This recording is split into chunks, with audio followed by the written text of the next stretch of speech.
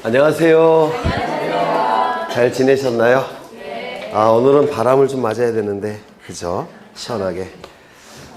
뭐, 쪽집게라고 하긴 좀 그렇고, 여기는, 이 안에는, 이것만, 쪽집게가 아니라, 그 단원별 통역 모의고사 있죠? 그 문제, 몇 문제죠? 200문제인가요? 한 200문제 됐죠? 그 다음에 요거 100문제, 그 다음에 나중에 또 동영 모의고사 있죠? 그거 한 100문제. 거기서 다 나와요, 시험이. 네. 24문제 중에서 제가 볼 때는 공간정보법 한 12개 중에서 12개 거기서 나올 테고, 그 다음에 등기법은 12개 중에서 한 10문제는 거기서 나오지 않을까 싶어요. 그래서 2차 과목은 기출이 반복이 돼요. 기출 나왔던 데서 또 내고 그렇습니다. 그래서 이 학원에서 나가는 그 자료만 좀 소화하셔도 20개 이상 득점하는 데는 전혀 지장이 없습니다. 좀 많은 것 같기도 하고, 네. 그리고 지금 이 백선 안에는 우리 중개사 문제만 들어간 건 아니고요. 법무사 시험 4회분이 들어가 있어요. 그 다음에 등기공무원 시험 4회분이 들어가 있고, 그 다음에 평가사, 감정평가사라고 들어보셨습니까?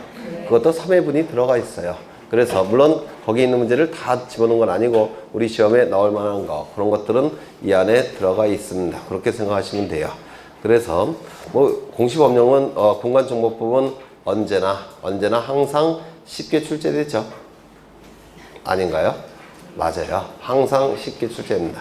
뭐 그럴 수밖에 없고, 근데 등기법은 언제나 항상 어렵게 출제가 돼요. 그렇죠. 그래서 이 등기법 좀 어렵게 출제해봤자 여러분이 받은 자료 거기서 10문제가 나옵니다. 12문제 중에서 10문제 이상이 나오니까 자꾸 보셔야 돼요. 그리고 백선이라고 돼 있으니까 오늘 20문제, 시간당 20문제 정도는 푸셔야 될 거예요. 그래서 좀 빨리 나가야 되지 않을까 싶습니다.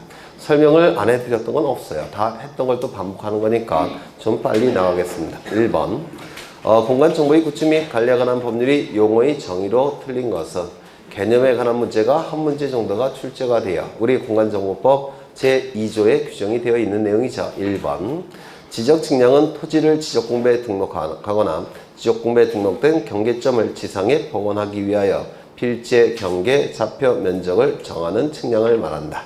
맞는 지문이죠. 등록할 때뿐만 아니라 복원이 될 때도 지적측량을 한다는 겁니다. 등록할 때도 지적측량하지만 복원할 때도 지적공부에 등록된 경계점을 지표상에 복원할 때도 지적측량을 한다는 거. 그러면 이 복원 단계의 지적측량은 4개의 특징을 갖는다고 했죠. 첫 번째, 등록할 때와 복원할 때는 동일한 측량 방법을 사용한다는 거. 두 번째, 검사 측량을 거치지 않는다는 거. 세 번째, 지적 정리도 하지 않는다는 거. 네 번째, 면적 측정도 원칙적으로 하지 않는다는 거. 요 복원 단계의 측량의 특징 좀 기억해 두시죠. 기억나시죠? 네, 이때 복원 단계 측량은 두 가지가 있는데 두 가지 뭐가 있습니까? 경계 복원 측량과 지적 현황 측량. 2번 면적은 지적공부에 등록된 필지의 수평면상의 넓이를 말한다.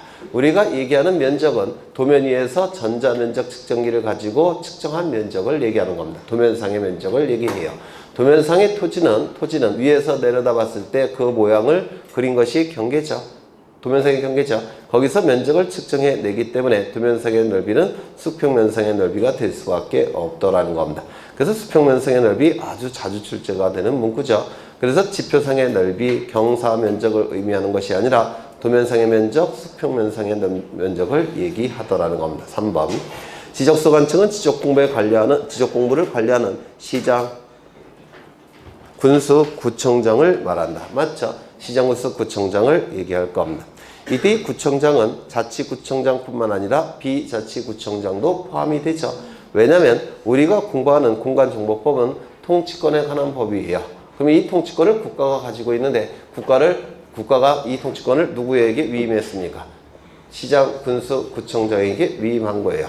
따라서 이때 시장, 군수, 구청장은 지방자치단체로서의 시장, 군수, 구청장을 의미하는 것이 아니라 국가의 하부 행정기관으로서의 시장, 군수, 구청장을 의미하기 때문에 이때의 구청장은 자치구청장일 필요는 구태여 없죠. 그렇죠. 지방자치단체로서의 시장, 군수, 구청장을 의미하는 것이 아니라 국가의 하부 행정기관으로서의 시장, 군수, 구청장을 의미하기 때문에 이때의 구청장은 자치구청장일 필요가 없다는 겁니다. 비자치구청장도 포함이 돼요. 그래서 이 비자치구청장이 포함된다는 거 꼭 기억해 주십니다. 그러면 이 구를 두고 있는 시의 시장은 지적소관청에서 어떻게 한다고 했습니까? 제외시킨다고 했죠. 그렇죠. 그래 안 그래요? 구청장이 지적소관청이기 때문에 구를 두고 있는 시의 시장은 지적소관청이 될 수가 없다라고 했습니다. 따라서 거기서 얘기하는 시장은 구가 없는 시의 시장을 의미한다고 했죠. 구가 없는 시의 시장을 의미한다라고 했습니다. 3번.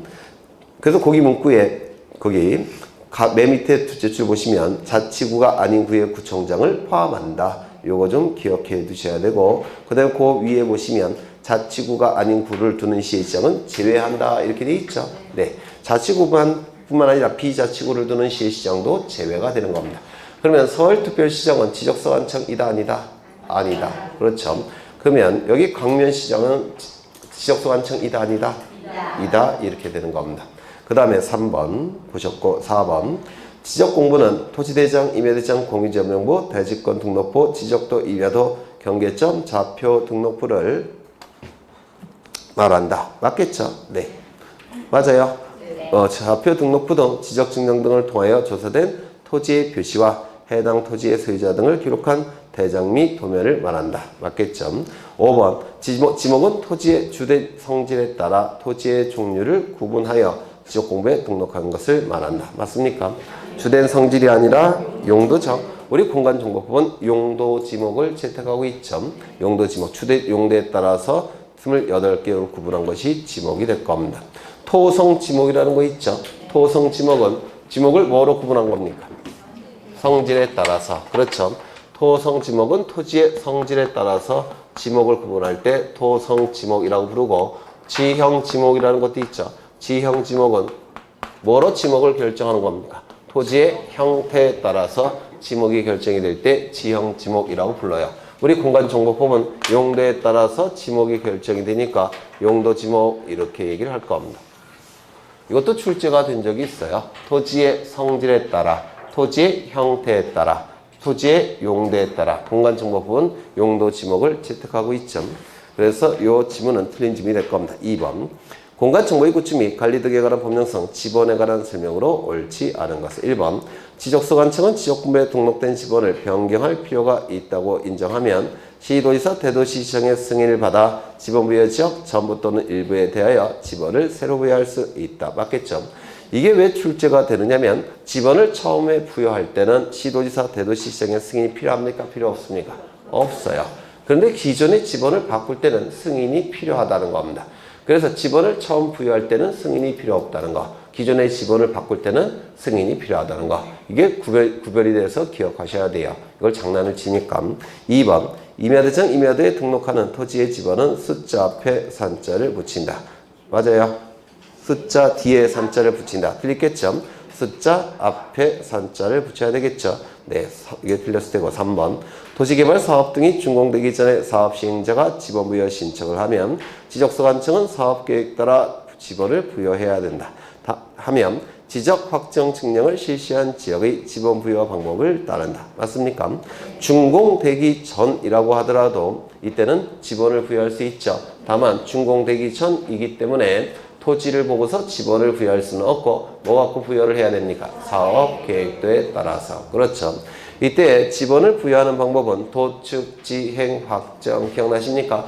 도시개발 사업 시행 지역, 축적 변경 지역, 지번 변경 지역, 행정구역 개편 지역에서는 지적 확정 증량 시행 지역의 지번 부여 방법을 사용했죠. 도축, 지행, 확정. 따라서 도시개발 사업 시행 지역에서는 지적 확정 증량 실시 지역의 지번 부여 방법을 사용하게 될 겁니다. 4번. 지번은 본번과 부번으로 구성하되 본번과 부번 사이에 대시 표시로 연결하고 이 경우 대시 표시는 의라고 읽는다. 여러분 보신 거죠? 5번. 지적소관청은 축적 변경으로 지번에 결번이 생길 때는 지체 없이 그 사유를 결번 대장에 적어 영구히 보존해야 된다. 결번 대장은 자주 출제가 돼요. 결번은 지적공부에서 빠진 번호를 결번이라고 하는데 지번 대장이 아니라 결번 대장. 지적공부가 아닌데도 불구하고 영구 보존 장부. 두 개의 단어를 꼭 외워달라고 했죠. 결번 대장, 영구 보존. 두 개의 단어를 꼭 외우셔야 돼요. 정답은 2번. 3번 토지 이동이 있어서 지번 부여 방법으로 옳지 않은 것은 1번. 도시개발 사업 등이 준공되기 전에는 지번을 부여할 수 없다. 아니죠. 사업계획도 갖고 지번을 부여할 수가 있죠. 2번. 지적 확정 측량을 실시한 지역의 각 필지에 지번 부여 방법을 준용하여 지번을 부여하는 경우로는 지번 부여 지역의 지번을 변경할 때 행정구역 개편에 따라 새로 지번을 부여할 때 축적 변경 시행 지역이 필지에 지번을 부여할 때가 있다. 도축, 지행, 확정 자주 물어보니까 꼭 외우셔야 돼요. 3번. 지적서관청은 지적공부에 등록된 지번을 변경할 필요가 있다고 인정되면 시도지사, 대도시장의 승인을 받아 전부 또는 일부에 대해서 지번을 새로 부여할 수 있다. 그만 보신 거죠? 시도지사, 대도시장의 승인이 필요하다는 거, 기존에 처음에 지번 부여할 때와 다르다는 거 기억해 두셔야 되고 4번. 지적서관청은 행정구역의 변경, 도시개발 사업의 시행, 지번 변경, 합병, 축적 변경, 지번 정정 등의 사유로 지번의 결번이 생겼을 때는 결번 대정의 영구히 보제된. 또 나왔네요. 네, 외우셨겠죠. 5번. 분할의 경우에는 분할은 결번이 나타납니까? 나타나지 않습니까? 나타나지 않겠죠. 결번은 나타나지 않을 겁니다. 5번. 분할의 경우에는 분할의 필지 중 한 필지의 지번은 분할 전 지번으로 하고 나머지 필지의 지번은 본번에 최종 부번의 다음 순번으로 부번을 부여한다. 이 경우 주거 사무실 등의 건축물이 있는 필지에 대해서는 분할 전 지번을 우선하여 부여해야 된다. 맞습니까? 한 필지는 분할 전 지번을 부여하고 나머지는 본번의 최종 부번의 다음 순번으로 부번을 부여하죠. 다만 건축물이 있는 경우에는 건축물이 있는 토지에 분할 전 지번을 우선해서 부여한다고 했죠. 이 분할의 지번 부여 방법은 그림 형태로 출제가 될 테니까 좀 꼭 기억해 두셔야 돼요. 그림 형태로. 그리고 합병과의 차이점을 꼭 기억하셔야 되죠. 합병은 신청이 필요하다, 필요 없다? 필요하다. 분할은 신청이 필요 없다. 정답은 1번이 되겠죠. 4번. 지번에 관한 설명이다. 옳지 않은 것은 지번은 필지에 부여하여 지적공부에 등록한 번호를 말하는데 이는 별개의 토지로 획정된 필지를 구별하여 특정할 수 있도록 개개의 필지마다 부여하는 숫자이다. 맞죠? 토지를 구별하기 위해서 이 토지마다 번호를 부여한 것이 지번이죠. 지번 부여 지역별로 지번을 부여한 겁니다. 2번. 단식 지번은 본번만으로 구성된 지번을 말하며 복식 지번은 본번에 부번을 붙여 만들어지는 지번을 말한다. 맞죠? 단식 지번은 아래별 숫자 하나로 구성된 지번을 얘기하고 복식 지번은 아래별 숫자 2개로 구성된 지번을 얘기하죠. 아래별 숫자 2개로 구성이 된 복식 지번은 앞에 있는 숫자를 뭐라고 얘기합니까? 본번. 뒤에 있는 숫자를 부번. 대시 표시는 의라고 읽죠. 3번. 지역 단위법은 지번 부여 지역이 넓지 않을 경우나 도면의 매수가 많지 않은 경우에 적합한 지번 부여 방법이다. 도역 단위법은 지번 부여 지역이 비교적 넓은 경우나 도면의 매수가 많은 경우에 적합한 지번 부여 방법이다. 지역 단위법, 도역 단위법 이런 게 나오는데 이 지역은 상도동이라는 지역이고 이쪽은 노량진동이라는 지역인데 이 동은 뭐죠? 지번부여 지역이라고 얘기하죠. 도시지역은 동이 지번부여 지역이고 농촌지역은 리가 지번부여 지역이죠. 그런데 이 상도동은 노량진동보다 이 지번부여 지역이 굉장히 협소하죠. 협소하니까 지번을 부여할 때 이렇게 일률적으로 지번을 부여하면 돼요. 토지들을. 면적이 좁으니까. 이렇게 지번을 부여하면 되는데 이걸 뭐라고 부르냐면 지번부여 지역을 단위로 해서 지번부여 지역을 단위로 해서 지번을 부여하는 방법이라고 해서 지번부여 지역 단위법이라고 불러요. 너무 기니까 여기서부터 여기까지 생략해서 지역 단위법이라고 부릅니다. 그래서 지번부여 지역이 굉장히 좁은 지역에서는 이거를 그 안에서 지번을 순차적으로 부여를 하게 됩니다. 그런데 이 노량진동은 상도동에 비해서 굉장히 넓은 지역이죠. 넓은 지역이어서 이렇게 지번을 부여하면 관리가 힘들대요.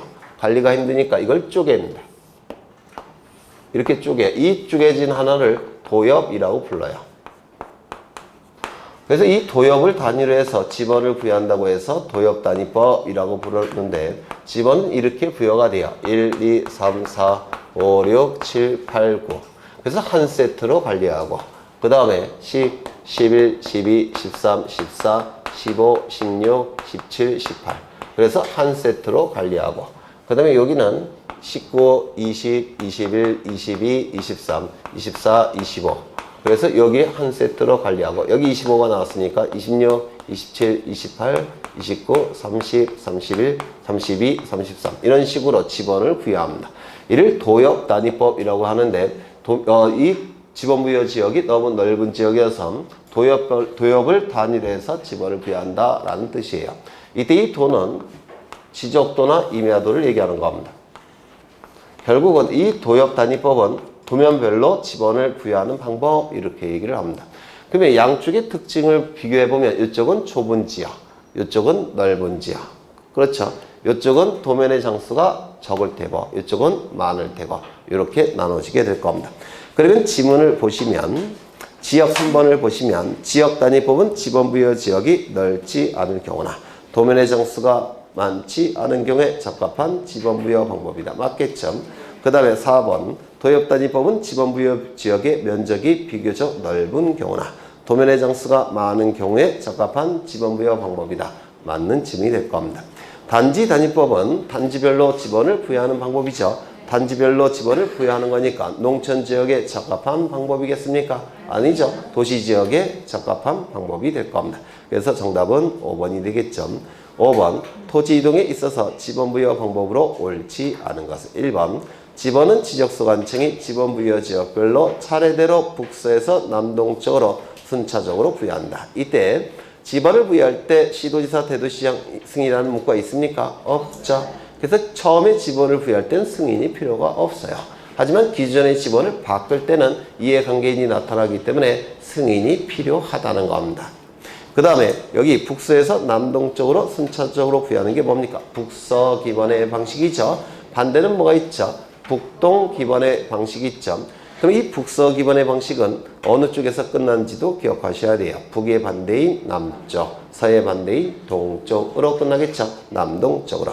북동 기번의 방식도 어느 쪽으로 끝나는지를 기억하셔야 돼요. 북의 반대인 남쪽, 동의 반대인 서쪽으로 끝나게 될 겁니다. 3번 신규 등록 2번 신규 등록 및 등록 전환의 경우에는 원칙적으로 그 지번 부여 지역에서 인접토지 본번에 부번을 붙여 지번을 부여한다. 이 신규 등록과 등록 전환은 원칙이 같은 방법으로 지번을 부여하죠. 두 번째 원칙은 뭐가 있습니까? 지번의 연속성을 유지하기 위해서 인접토지 본번에 부번을 붙여서 지번을 부여하죠. 그림 떠오르셔요. 인접토지 본번에 부번을 붙여서 지번을 부여해야 될 겁니다. 다만 예외적으로 세 가지 경우에는 그 지번 부여 지역의 최종 본번에 다음 순번으로 본번을 차례대로 부여하죠. 그 예외적인 경우 세 가지. 첫 번째, 최종 지번 토지에 인접한 경우. 두 번째, 멀리 떨어진 경우. 세 번째, 여러 필지인 경우. 이 세 가지 경우에는 그 지번 부여 지역의 최종 본번에 다음 순번으로 본번을 차례대로 부여를 하게 될 겁니다. 따라서 2번 지문은 맞는 지문입니까? 맞는 지문이겠죠. 그렇죠. 그 다음에 3번 지문도 맞는 지문이겠죠. 네, 4번. 분할의 경우에는 분할 후 필지 중 한 필지 지번은 분할 전 지번으로 하고 나머지 필지 지번은 본번의 최종 부번의 다음 순번으로 부번을 부여한다. 부번을 부여한다. 이걸 자꾸 장난을 쳐요. 부번을 본번을 부여한다. 이런 식으로 출제를 합니다. 이 경우 주거 사무실 등의 건축물이 있는 필지에 대해서는 신청이 있는 경우 분할 전 지번을 부여할 수 있다. 맞습니까? 합병은 신청이 필요하지만 분할은 신청이 필요 없죠. 5번 합병의 경우에는 합병 대상 지번 중 선수의 지번을 그 지번으로 하되 본번으로 된 지번이 있을 때는 본번 중 선수의 지번을 합병의 지번으로 한다. 이 경우 소유자가 합병 전의 필지에 주거 사무실 등 건축물이 있어서 건축물이 위치한 지번을 합병의 지번으로 신청할 때는 그 지번을 합병의 지번으로 부여해야 된다. 합병은 신청이 필요하죠. 6번 지목 정답 몇 번인가요? 4번. 6번 지목을 지적도 및 임야도에 등록하는 때는 부호로 표기해야 된다. 부호의 연결이 옳은 것은 자주 출제해요. 이런 형태가. 그러면 요거는 반드시 옆에다가 차장천은 써놓고 문제를 푸셔요. 헷갈릴 수가 있으니까. 차장천원. 차는 뭐죠? 주차장. 장은 공장 용지. 천은 하천 원은 유원지. 반드시 쓰고서 푸셔야지만 이거 실수를 줄일 수가 있어요. 철도용지는 차장천은 안에 없으니까 두 문자 처리될 테고, 공장용지는 차장천은 안에 있으니까 자문자 장이 될 테고, 주유소용지는 차장천은 안에 없으니까 주가 될 테고, 목장용지도 차장천은 안에 없으니까 목이 될 테고, 장어장도 차장천은 안에 없으니까 양이 되겠죠. 그럼 정답은 1번이 되겠죠. 이게 시험장에서는 긴장하시니까 못 풀 수도 있어요. 아주 쉬운 건데, 네, 반드시 옆에다가 차장천을 하나 쓰시고 문제를 푸셔야 될 겁니다. 7번. 공간정보의 구축 및 관리에 관한 법령상 지목의 구분 기준에 관한 설명으로 옳은 것은 1번. 산림 및 원야를 이루고 있는 자갈땅, 모래땅, 습지, 황무지 등의 토지는 잡종지이다. 아니죠. 임야가 되겠죠. 이 산림과 원야라는 지목이 옛날에는 따로 존재했는데 이 두 개가 하나로 합쳐서 임야가 된 거죠. 산림에 해당되는 토지는 뭐가 있죠? 수림지, 중림지. 임야에 해당되는, 원야에 해당되는 토지가 뭐가 있었죠? 자갈땅, 모래땅, 암석지, 황무지, 습지. 기억나시죠? 네. 1번 틀렸을 테고, 2번. 물건 등을 보관하거나 저장하기 위하여 독립적으로 설치된 보관시설물 부지. 뭡니까? 창고용지겠죠. 가수를 집단적 재배하는 토지. 당연히 뭡니까? 가수원이 되겠죠. 그런데 이 안에 있는 주거용 건축물의 부지는 가수원에서 제외되고 대가 되겠죠. 이러한 논리가 세 군데서 나타나고 있는데 뭐가 있습니까? 가수원, 목장용지, 묘지. 4번. 유수 또는 배수를 위하여 일정한 형태를 갖춘 인공적인 수로 또 그 부속시설 부지는 유지로 한다. 국어겠죠? 그렇죠? 유수, 배수라는 문구가 나오니까 흐르는 물이죠. 흐르는 물이니까 유지는 될 수가 없어요. 유자는 물방울 머무를 유. 지는 연못지니까 유수, 배수라는 문구가 있어서 유지는 될 수가 없을 겁니다. 그러면 유수, 배수니까 하천 아니면 국어일 텐데 인공적 소규모라는 단어가 있다면 그건 뭐라고 했죠? 국어. 인공적 소규모라는 단어가 없으면 하천이라고 얘기했습니다. 그래서 틀렸을 테고, 그 다음에 지하에 석유류 등이 유출되는 용출구와 그 유지에 사용되는 부지는 주유소 용지로 한다. 주유소 용지가 되기 위해서는 어떻게 돼야 됩니까? 판매와 관련이 있어야 돼요. 판매와 관련이 되어 있어야 합니다. 그러면 이거는 지하에서, 이거는 판매와 관련이 없으니까 주유소는 될 수가 없겠죠. 그런데 석유 등이 용출되는 표현이 있죠. 용출 뭡니까? 샘처럼 솟구친다는 뜻이죠. 뭐가 되겠습니까? 강천지. 그렇죠. 강천지가 돼야 될 겁니다. 광은 광물, 천은 샘천자예요. 강물이 샘처럼 솟구치는 부지 강천지가 될 겁니다. 정답은 2번이 되겠죠. 8번 지목에 관한 설명으로 틀린 것은 1번. 1번이 대단히 중요한데요. 종교단체 법인 설립 허가 여부와 관계없이 종교 집회장이나 수장을 건축하여 사용 승인된 경우의 지목은 종교용지이다. 여기서 종교단체 법인 설립 허가 여부와 관계없이 여기 자꾸 신경 쓰이죠. 그런데 이 지목을 결정하는 요소는 뭐죠? 토지의 주된 용도예요. 토지의 주된 용도 갖고 지목을 결정하는 거니까 종교단체 법인 설립 이런 거 의미가 있겠습니까? 전혀 의미가 없어요. 토지의 주된 용도에 따라서 지목이 결정되는 것이라서 그 토지를 누가 사용하느냐는 의미가 전혀 없습니다. 따라서 이 문구는 좀 유념하셔야 돼요. 2번. 상업용 건축물의 일부를 임대하여 예배, 설교 등을 행하는 교회 사찰의 지목도 종교용지이다 라고 되어 있는데 상업용 건축물 부지는 뭐가 되겠습니까? 대가 되겠죠. 그런데 일부를 임대해서 교회 건물로 쓰더라는 겁니다. 그렇다면 임대 기간이 끝나면 돌려줘야 되겠죠. 이건 뭐가 적용이 될까요? 일시변경 불변의 원칙, 영속성의 원칙. 따라서 종교용지가 될 수 있을까요? 없을까요? 없겠죠. 뭐가 되겠습니까? 여전히 대가 될 겁니다. 일시변경 불변의 원칙, 영속성의 원칙상. 그래서 요 2번도 대단히 중요한 지적일기의 내용이에요. 그래서 1번, 2번은 꼭 기억해 두셔야 됩니다. 그 다음에 3번. 묘지의 관리를 위한 건축물의 부지는 묘지가 아니라 대가 되겠죠. 4번. 분뇨 종말 처리장, 콩나물 재배사, 자동차 관련 시설 등의 부지는 잡종지이다. 분뇨 종말 처리장은 뭔가 잡종지다운 느낌이 나죠. 그 다음에 콩나물 재배사는 이게 유사한 게 뭐가 있냐면 전으로 볼지 답으로 볼지 애매해요. 왜냐면 전으로 보기는 좀 그래요. 전은 뭐가 되는 겁니까? 물을 상시적으로 이용하지 않고. 그렇죠. 근데 이 콩나물 재배할 때 보면 물을 계속 부어줘야 돼요. 30분, 20분마다. 맞아요. 그래서 상시적으로 이용하는 것 같기도 하고. 그렇다고 해서 물을 상시적으로 이용하느냐, 즉 콩나물 뿌리가 물에 잠겨져 있어야 되느냐, 그러면 콩나물이 썩어버리죠. 그래서 애매해요. 전으로 보기도 그렇고 답으로 보기도 그렇고. 그래서 애매하니까 뭐로 보겠다는 겁니까? 잡종지. 그렇죠. 잡종지로 보겠다는 겁니다. 자동차 관련 시설, 이것도 주차장으로 보기가 애매해요. 독립된 주차시설로 봐야지만 주차장이 되는데 여기는 세차시설도 있고 사무실도 있고 그 다음에 식당까지도 있네요. 그래서 주차장으로 보기도 참 애매합니다. 따라서 27개 해당되지 않는 것으로 봐서 뭐로 보겠다는 겁니까? 잡종지. 이것도 시험에 대단히 잘 나오는 지문이죠. 수방법에 의거 설치된 위험물 이동 탱크 저장 시설 부지는 잡종지이다. 수방법에 의한 설치된 위험물 이동 탱크 저장 시설 부지. 주유소 용지로 볼 수가 있느냐? 주유소 용지로 볼 수는 없어요. 왜? 판매와 관련이 없으니까. 그렇겠죠. 그럼 강천지로 볼 수가 있느냐? 그걸로 보기도 힘들죠. 그러면 27개에 해당되는 게 없다라는 겁니다. 27개 여기에 해당되는 게 없으니까 뭐로 볼 수밖에 없습니까? 잡종지. 그렇죠. 그래서 이 8번의 문제는 대단히 중요한 문제로 보여집니다. 꼼꼼히 외워두셔야 돼요.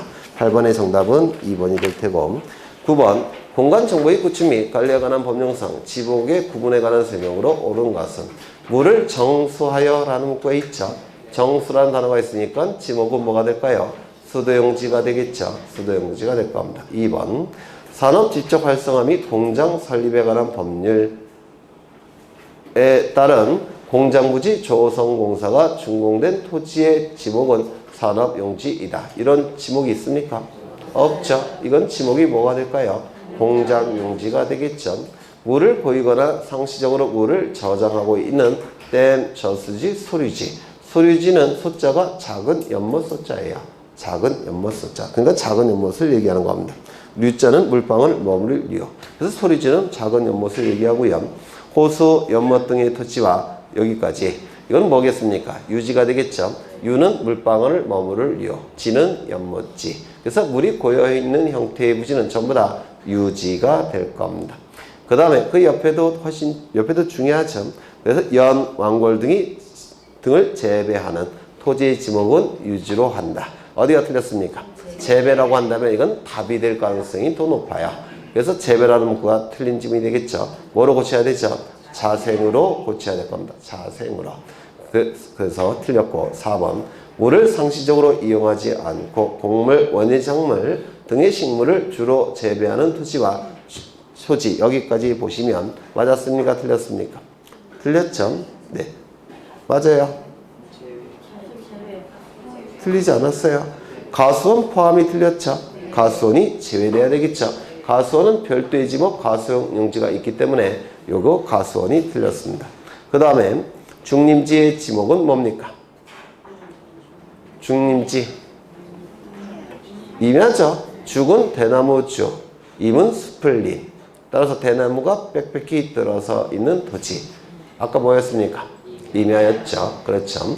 그래서 산림에 해당되는 토지가 수림지, 중림지. 기억나셔요?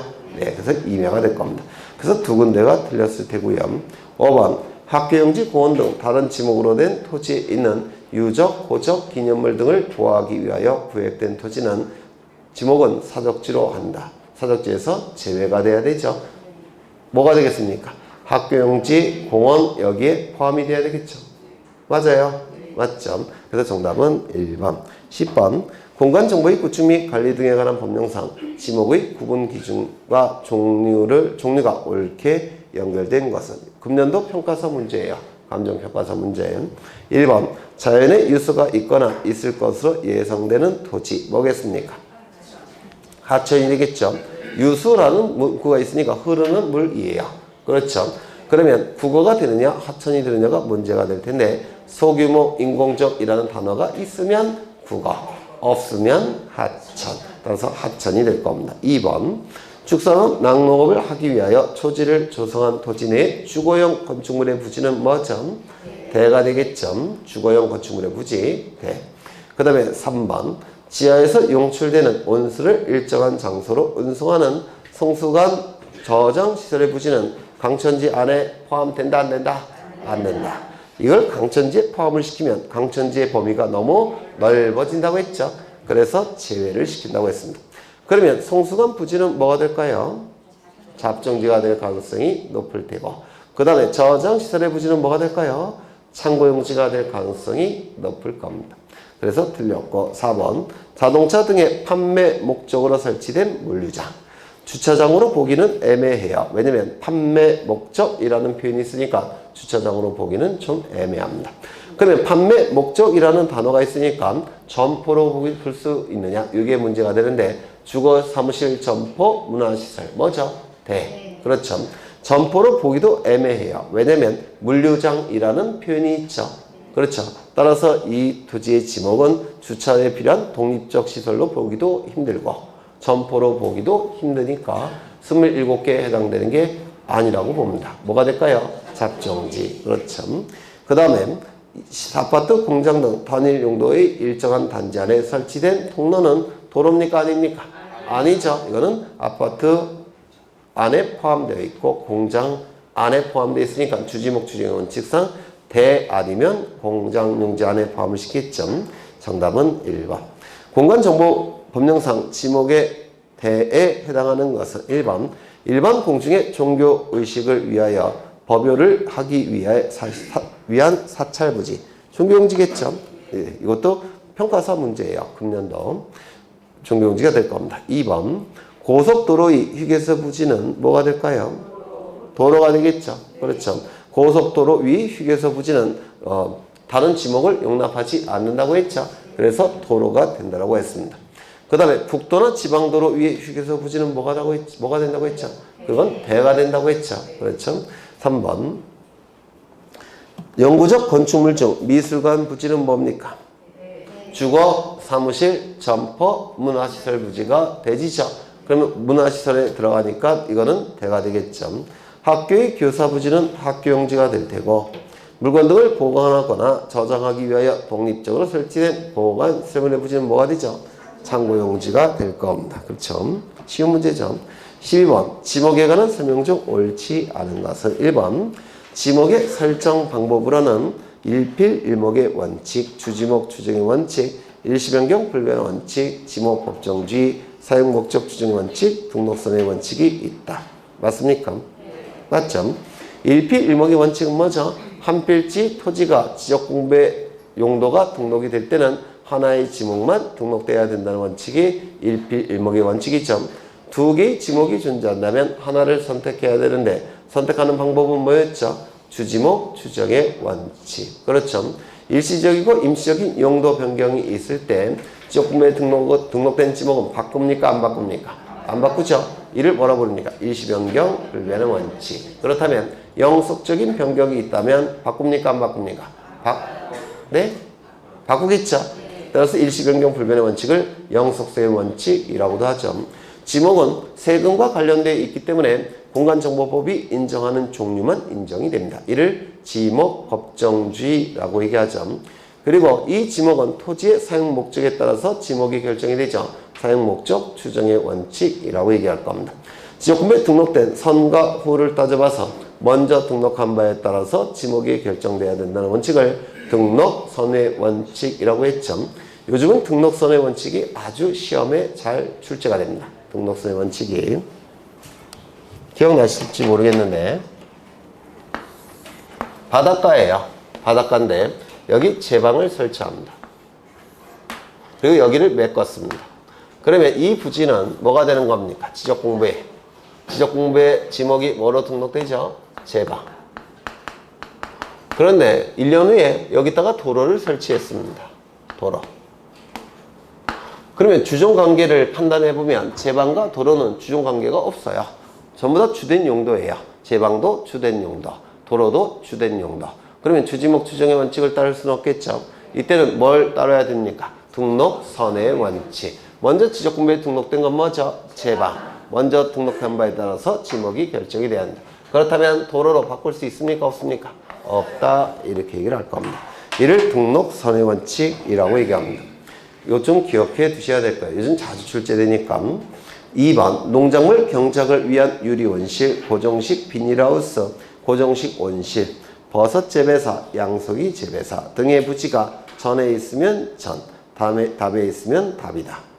맞았을까요? 틀렸을까요? 맞았습니다.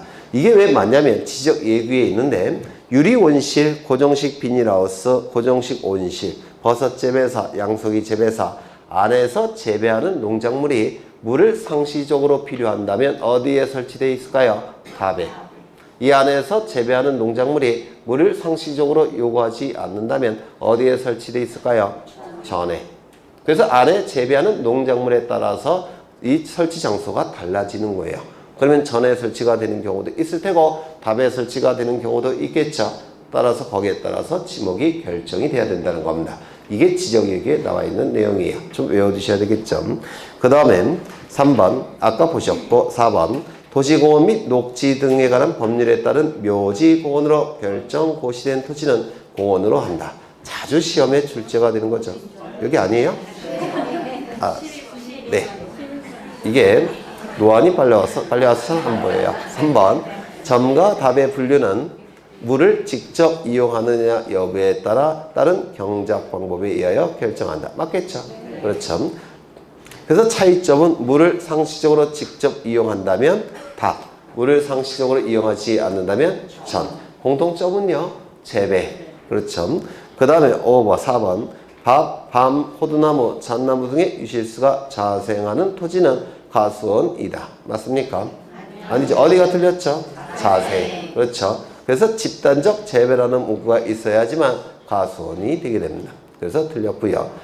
꽁, 지렁이, 꿀벌을 사육하는 부지는 목장, 용지이다. 이 가축 중에서 다른 것보다 이해가 되실 텐데 꽁, 지렁이, 꿀벌은 가축인지 좀 애매하다고 생각하시겠죠.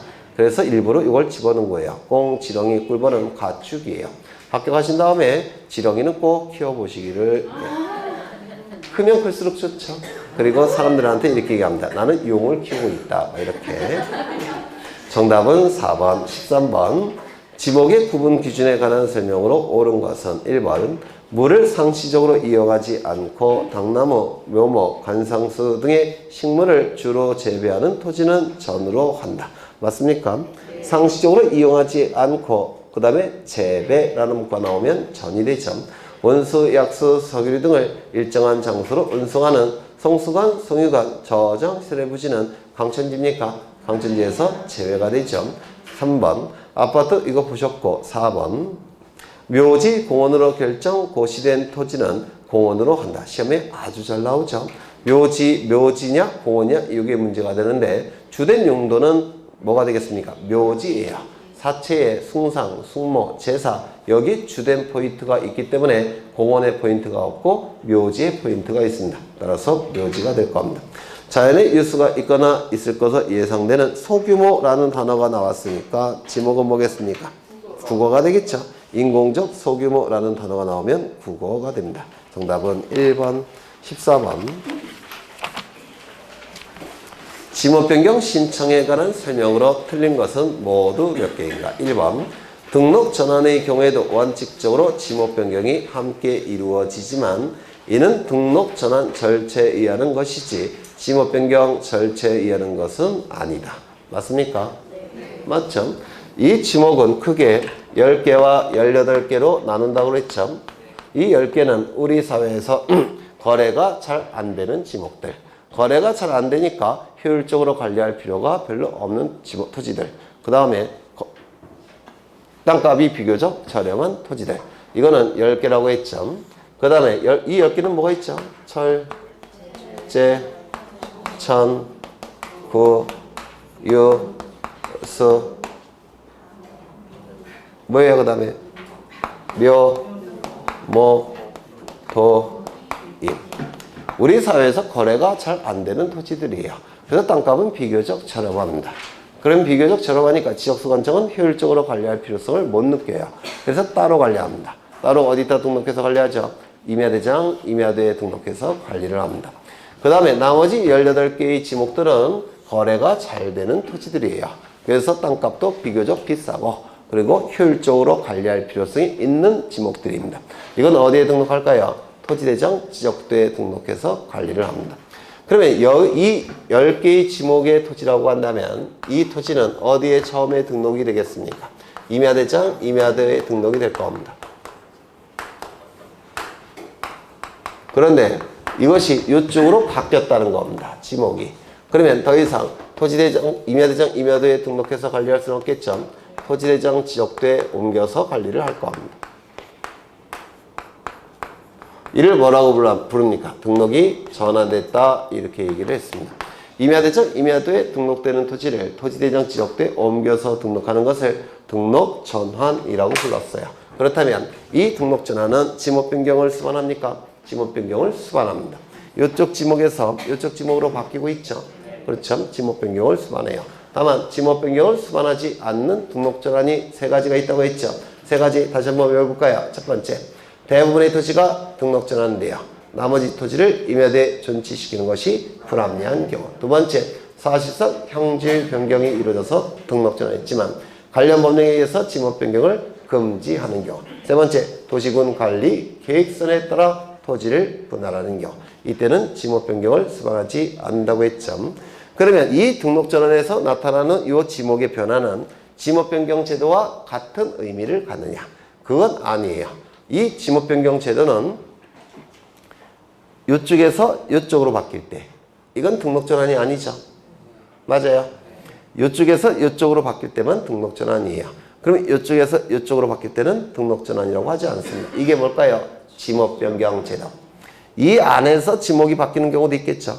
그게 뭘까요? 지목 변경 제도.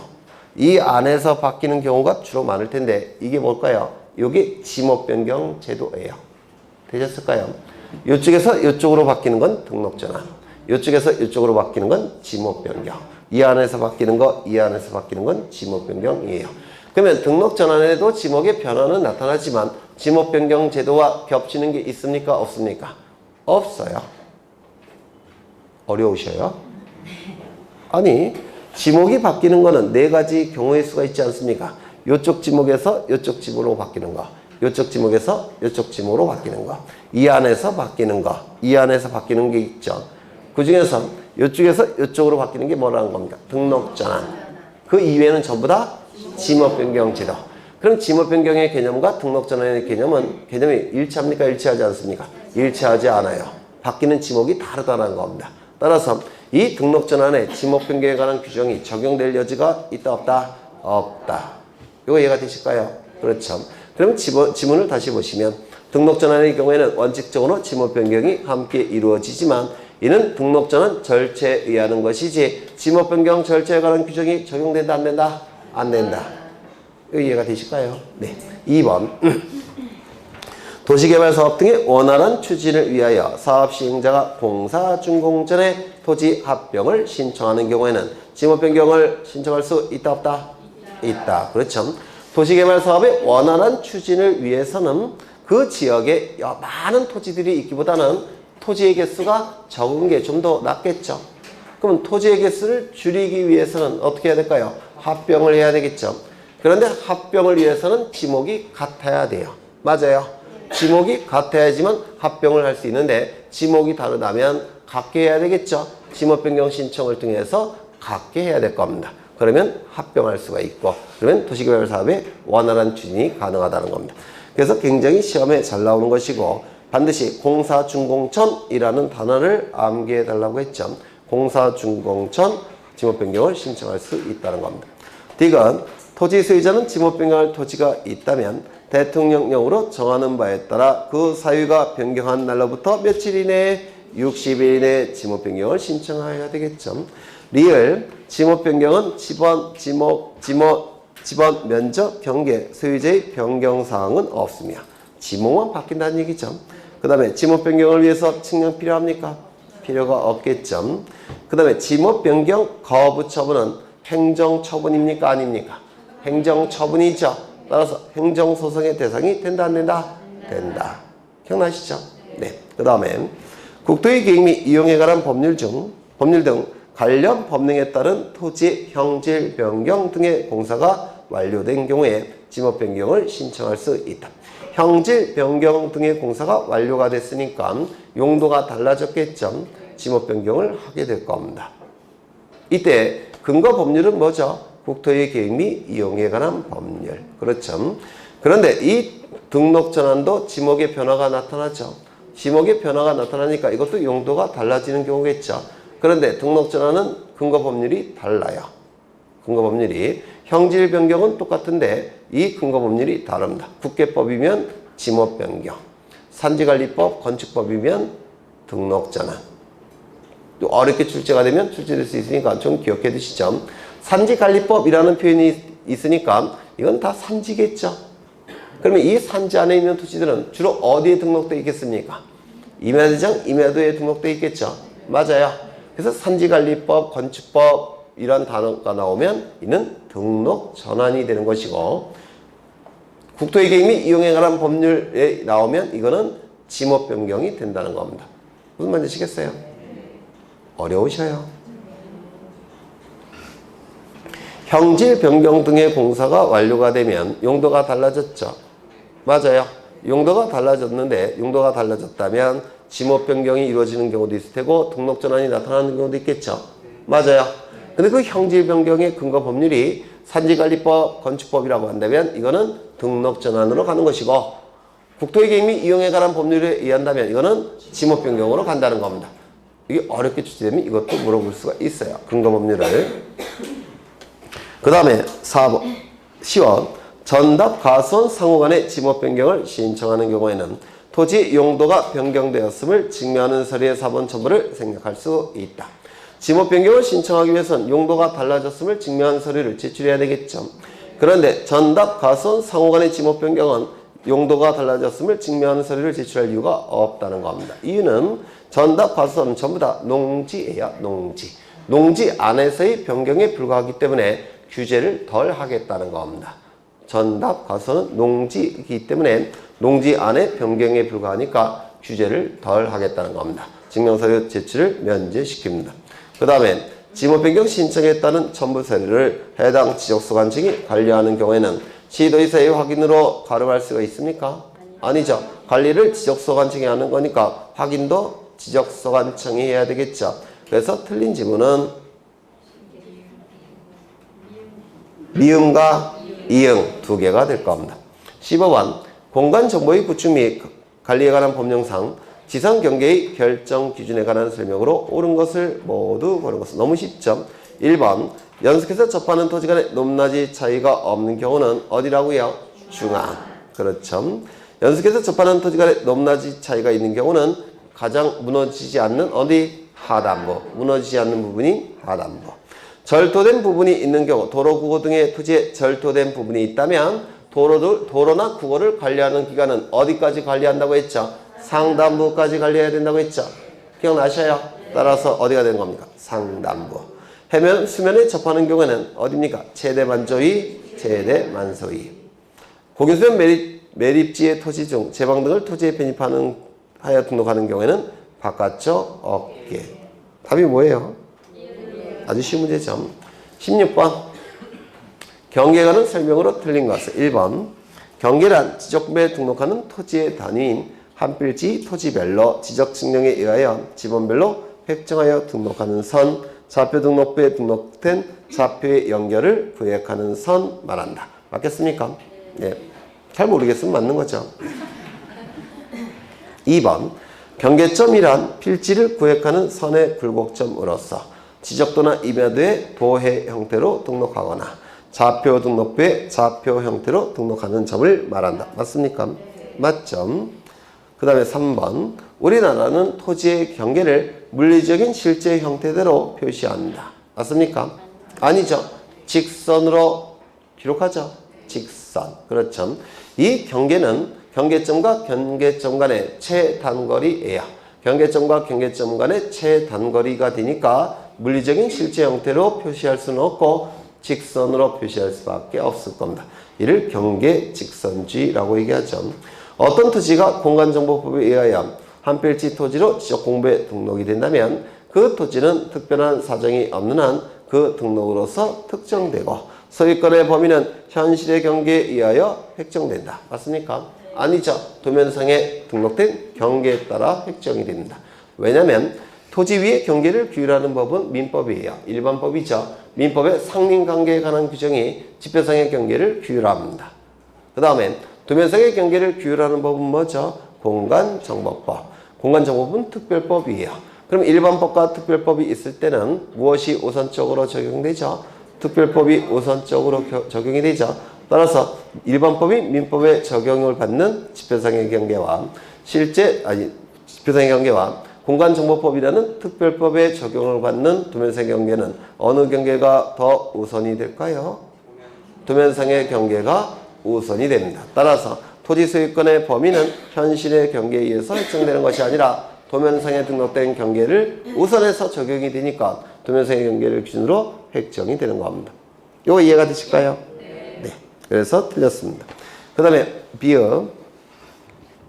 경계 침범 여부가 문제로 되어 지적도상의 경계를 실제 복원하기 위하여 행하는 경계복원 측량은 등록될 당시 측량 방법과 동일한 측량 방법으로 해야 된다. 맞아요?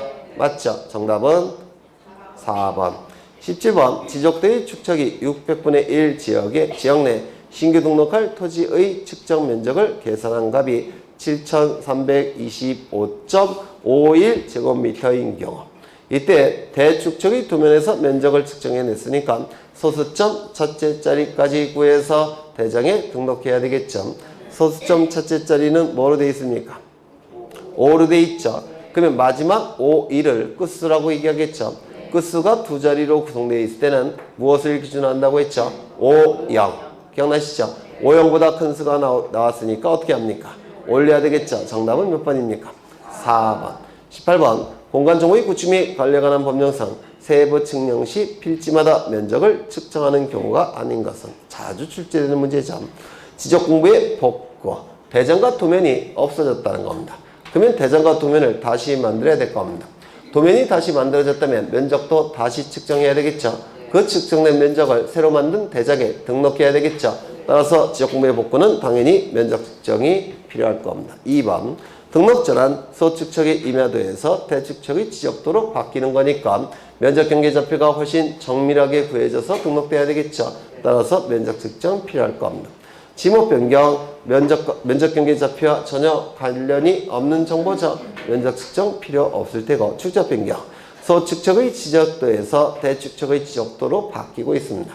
그러면 대축척의 지적도는 경계가 훨씬 정밀해질 테니까 면적을 다시 측정해야 되겠죠. 면적 측정 필요할 겁니다. 도시개발 사업, 토지가 바둑판 모양으로 바뀌죠.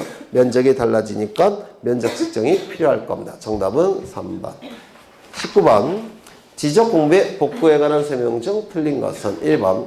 지적소관청은 지적공부의 전부 또는 일부가 멸실되거나 훼손될 경우에는 시도지사의 승인을 받아 이를 복구해야 된다. 맞죠? 지체 없이 복구해야 되니까 승인을 받을 여유도 없고 신청을 기다릴 여유도 없다고 했죠. 그래서 승인이란 단어나 신청이란 단어가 나오면 무조건 틀린 지문이라고 했죠. 2번. 지적소관청이 지적공부를 복구할 때는 멸실 훼손 당시 지적공부와 가장 부합된다고 인정되는 관련 자료에 따라 토지 표시에 관한 사항을 복구해야 된다. 맞습니까? 멸실 훼손 당시에 관련 자료인지 복구 당시에 관련 자료인지가 출제가 된다고 했죠. 복구 당시에 관련 자료가 아니라 멸실 훼손 당시, 이걸 꼭 기억해 두셔야 돼요. 그 다음에 3번. 소유자에 관한 사항은 부동산 등기부나 법원의 확정 판결에 의해 복구해야 된다. 맞죠? 등기부가 있다면 등기부, 등기부가 없다면 법원의 확정 판결. 4번. 지적소관청은 조사된 복구자료 중 토지대장, 임야대장, 공유지 연명부의 등록 내용을 증명하는 서류 등에 따라 지적복구 자료 조사서를 작성하고 지적도면의 등록 내용을 증명하는 서류 등에 따라 복구자료들을 작성해야 된다. 지적공부가 멸실 훼손이 있게 되면 지적공부와 관련된 자료를 조사하죠. 복구자료를 조사하게 될 겁니다. 복구자료가 조사가 되면 조사된 복구자료를 둘로 나눈다고 했죠.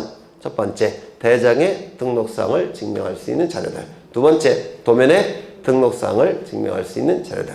대장의 등록사항을 증명할 수 있는 자료를 가지고 지적 복구자료 조사서를 작성하고 도면의 등록상을 증명할 수 있는 자료 가지고 복구 자료 도를 작성한다고 했죠. 그러면 지적복구 자료 조사서에서 면적을 조사해내고 복구 자료도에서 면적을 측정해내죠. 그러면 두 개의 면적이 나타납니다. 조사된 면적, 측정된 면적, 두 개의 면적이 나타나게 될 겁니다. 이 조사된 면적과 측정된 면적이 일치한다면 아무 문제도 없죠. 그런데 일치하지 아니할 때, 첫 번째 오차 허용 범위 이내일 때는 조사된 면적을 복구 면적으로 결정한다고 했는데 기억나셔요? 오차 허용 범위를 초과할 때는 조사된 면적과 측정된 면적이 오차 허용 범위를 초과할 때는 어떻게 한다고 했죠? 어느 면적도 신뢰할 수 없으니까 측량에 들어간다고 했죠. 복구 측량을 하게 됩니다. 또한 조사된 면적은 있는데 복구 자료도가 작성되지 않아서 측정된 면적이 없는 경우, 이때도 조사된 면적을 신뢰할 수 없다고 했죠. 이때도 뭐 한다고 했습니까? 복구 측량을 한다고 했습니다. 그러면 복구 측량을 하는 경우는 두 가지 경우겠네요. 첫 번째, 조사된 면적과 측정된 면적의 차가 오차 허용 범위를 초과하는 경우. 두 번째, 조사된 면적은 있지만 측정된 면적이 없어서 조사된 면적을 신뢰할 수 없는 경우, 이때도 복구 측량을 한다고 했죠. 그래서 복구 측량을 하는 경우는 두 가지예요. 복구 측량이 이루어지게 되면 복구 측량을 통해서 만들어진 자료가 있죠. 그 복구 측량을 통해서 만들어진 자료와 기존의 복구 자료가 일치한다면 아무 문제도 없지만 일치하지 아니할 때는 측량을 통해서 새로 만들어진 자료에 우선순위를 둔다고 했습니다. 기억나셔요? 맞아요.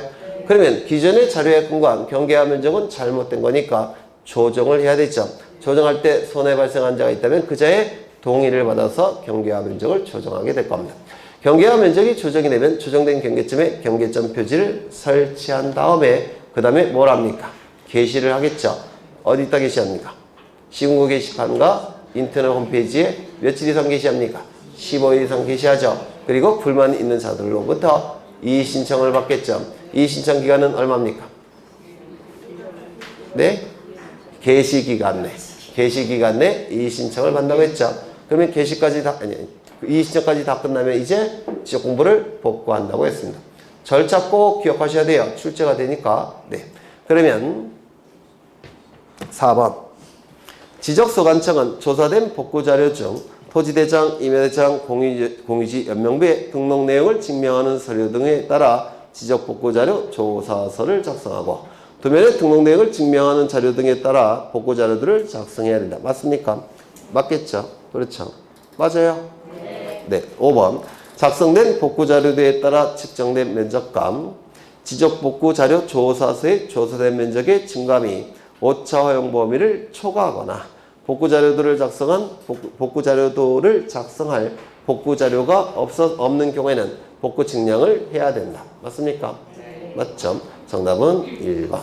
20번. 지적공부의 복구자료가 아닌 것은 뭐죠? 1번이죠. 계획이란 단어가 들어간 자료들은 미확정 자료라고 했죠. 복구자료가 될 수가 없다라고 했습니다. 부동산 종합공부에 관한 설명으로 틀린 것은 이 종합공부는 출제될 가능성이 대단히 높아요. 그래서 종합공부는 꼭 꼼꼼히 보셔야 됩니다. 1번. 지적소관청은 부동산의 효율적 이용과 부동산과 관련된 정부의 종합적 관리 운영을 위하여 부동산 종합공부를 관리 운영한다. 부동산 종합공부를 관리 운영하는 주체는 누구라고요? 지적소관청. 꼭 외워두셔야 되고요. 2번. 지적소관청은 부동산 종합공부를 영구히 보존해야 되며 종합공부는 지적공부입니까? 아닙니까? 아니죠. 지적공부가 아니에요. 그런데도 불구하고 영구 보존 장부라는 거 꼭 기억해 두셔야 합니다. 영구 보존 장부. 그리고 멸실 훼손에 대비하여 이를 별도로 복제하여 관리하는 정보관리 체계를 구축하는 주체는 누굽니까? 지적소관청. 그런데 이걸 종합공부 대신 지적공부로 바꾸면 복제하여 관리하는 정보관리 체계를 구축하는 주체는 누구로 바뀝니까? 국토교통부 장관. 기억나셔요? 그렇죠. 그래서 멸실 훼손에 대비하여 이를 별도로 복제 관리하는 정보관리 체계를 구축하는 주체는 부동산 종합공부는 지적소관청, 지적공부는 국토교통부 장관. 두 개를 구별해서 기억하셔야 된다고 했죠. 그 다음에 3번. 지적소관청은 부동산 종합공부의 불일치 등록사항에 대해서는 그 불일치 등록사항을 정정하고 등록사항을 관리하는 기관의 장에게 그 내용을 통지해야 된다. 맞았습니까? 틀렸습니까? 틀렸죠? 관리하는 기관의 장에게 먼저 정정을 요청해서 그쪽에서 먼저 고친 다음에 종합공부를 정정한다고 했는데 기억나셔요? 그렇죠? 그래서 틀린 지문이죠. 3번이나 출제가 됐어요. 이 3번 형태가. 4번 지적서관청은 부동산 종합공부의 정확한 등록 및 관리를 위하여 필요한 경우에는 부동산 종합공부의 등록사항을 관리하는 기관의 장에게 관련 자료의 제출을 요구할 수 있다. 맞겠죠? 5번 부동산 종합공부의 등록사항을 관리하는 기관의 장은 지적서관청에게 상시적으로 관련 정보를 제공해야 된다. 상시적이라는 단어를 유념하시라고 했죠. 그 다음에 하나 더. 이 부동산 종합공부는 인터넷을 통해서 신청할 때 열람은 무료다. 맞아요? 그러면 부동산 종합증명서 발급을 인터넷을 통해서 신청할 때는 무료다. 맞아요? 아니죠. 이때는 유료라고 했죠. 기억나셔요? 네.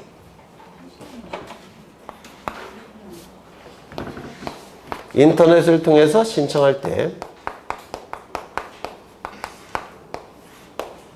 먼저 지적공부는 열람과 증명서 발급은 등본 발급은 다 무료예요. 그런데 종합공부는 부동산 종합공부는 열람은 무료지만 증명서 발급은 유료라고 했죠. 이거는 유료입니다.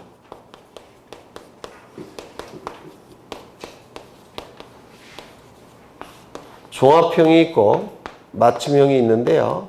종합형은 1,000원이고요. 맞춤형은 800원이에요. 맞나? 이렇게 달라져요. 뭐 이런 건 모르셔도 되겠지만 이건 좀 기억해 주셔야 돼요. 지적공부와 구별해서 꼭 기억해 주십니다. 그 다음에 22번을 보시면 부동산 종합공부의 등록사항이 아닌 것은 이라고 나와 있죠.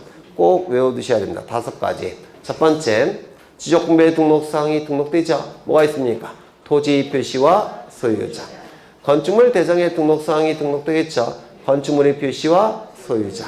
토지 이용 및 토지 이용 계획 확인서의 등록사항이 등록되겠죠. 토지 이용 및 규제에 관한 사항. 그 다음에 세금과 관련된 사항이 등록이 되겠죠. 부동산 가격에 관한 사항. 그 다음에 또 뭐가 있습니까? 부동산 관리에 관한 사항.